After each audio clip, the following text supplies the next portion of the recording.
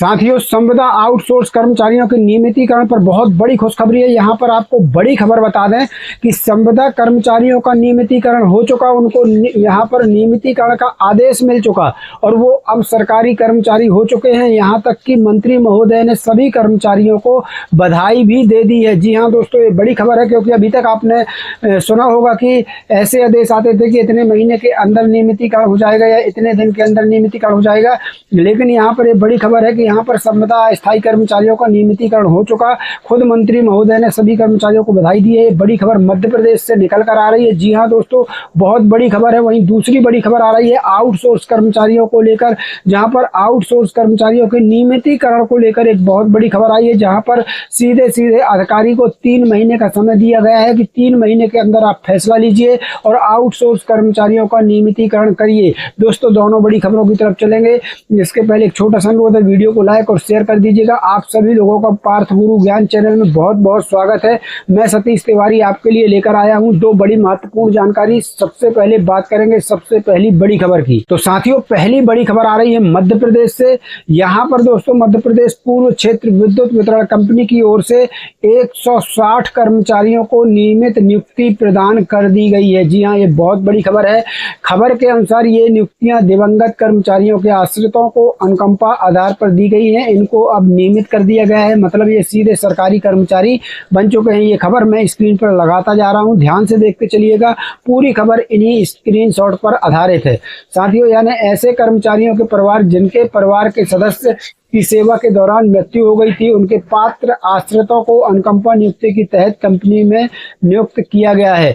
159 कार्यालय सहायक और 1 लाइन परिचारक। इसमें खास बात यह है कि नियमित किए गए 160 कर्मचारियों में 159 कर्मचारी कार्यालय सहायक श्रेणी 3 प्रशिक्षु हैं, जबकि 1 कर्मचारी लाइन परिचारक प्रशिक्षु है। कंपनी की ओर से इन तमाम संविदा कर्मचारियों को नियमित कर दिया गया है। इन कर्मचारियों को नियमित पदों पर नियुक्ति के आदेश भी जारी कर दिए गए हैं।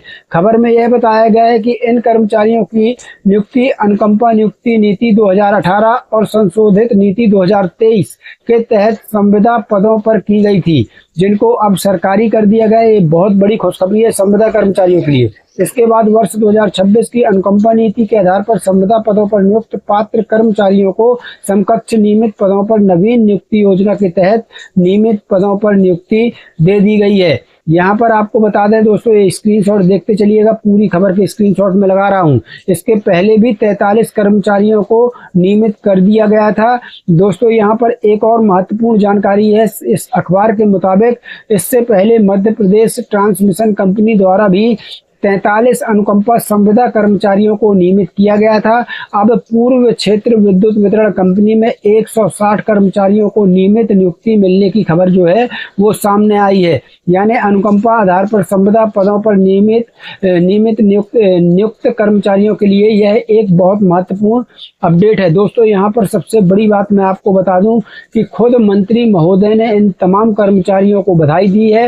नियमित नियुक्ति पाने वाले कर्मचारियों को ऊर्जा मंत्री प्रद्युम्न सिंह तोमर ने बधाई दी है। जी हाँ दोस्तों, और यहाँ पर उन्होंने कहा है मंत्री महोदय ने कि कर्मचारी पूरी निष्ठा, समर्पण और जिम्मेदारी के साथ अपने दायित्वों का निर्वहन करें। साथ ही उन्होंने उम्मीद जताई कि नियमित हुए कर्मचारी प्रदेश के ऊर्जा क्षेत्र को देश में मिली विशिष्ट पहचान को बनाए रखने में महत्वपूर्ण योगदान देंगे। इस पूरी खबर में दोस्तों ध्यान देने वाली बात है कि यहाँ एक बात समझना बहुत जरूरी है। खबर सभी आउटसोर्स या सभी संविदा कर्मचारियों के नियमितीकरण का सामान्य आदेश ये नहीं है। यह खबर विशेष रूप से दिवंगत कर्मचारियों के पात्र आश्रितों की अनुकंपा नियुक्ति और उनसे जुड़ी नियमित नियुक्ति की प्रक्रिया से संबंधित है। इसलिए इसे सभी संविदा कर्मचारियों के नियमित होने की घोषणा समझना सही नहीं होगा। दोस्तों, यहाँ पर हम एक चीज जरूर पॉजिटिव पॉइंट है कि मान के चलें संविदा कर्मचारियों के नियमित नियुक्ति की शुरुआत हो चुकी है।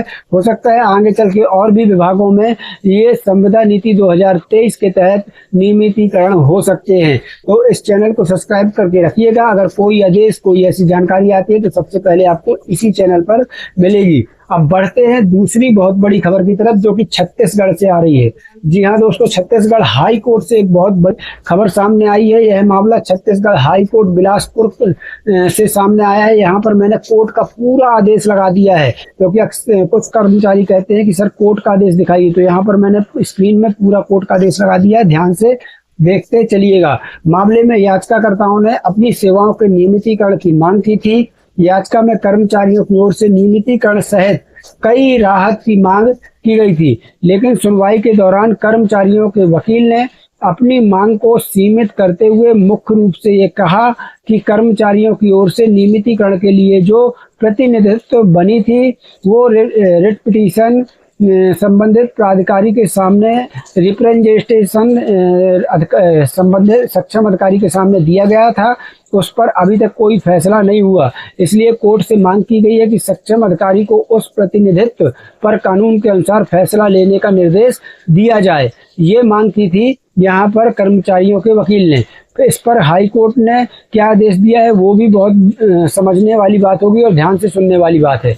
अब यहाँ पर आपको बताते हैं कि छत्तीसगढ़ हाई कोर्ट ने संबंधित सक्षम अधिकारी जो को निर्देश दिया है कि कर्मचारियों द्वारा प्रस्तुत किए गए रिप्रेजेंटेशन पर कानून के अनुसार विचार करके निर्णय लिया जाए, और इसके लिए कोर्ट ने अधिकारी को 3 महीने की समय सीमा दी है। ये बड़ी बात है दोस्तों, कोर्ट ने स्पष्ट कहा है कि 3 महीने के अंदर आप इस पर निर्णय लीजिए ताकि कर्मचारियों को उनका हक मिल सके। यानी आदेश की कॉपी मिलने के बाद संबंधित सक्षम अधिकारी को कर्मचारियों के प्रतिनिधित्व पर 3 महीने के अंदर निर्णय लेना होगा।